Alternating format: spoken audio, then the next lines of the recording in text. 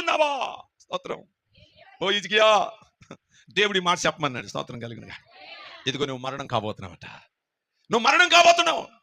దేవుడి మాట చెప్పమన్నాడు, చెప్పి వెళ్ళిపోతున్నాను. స్తోత్రం. ఇక వెంటనే హిజ్కియా ప్రభు తట్టు తిరిగి ఇదిగో తన సింహాసనాన్ని దిగి వచ్చి విడిచి, స్తోత్రం కలుగును గాక, అక్కడనే ఒక గోడ తట్టు తిరిగి, ప్రభువా ఇగో కృపతో నన్ను జ్ఞాపకం చేసుకో.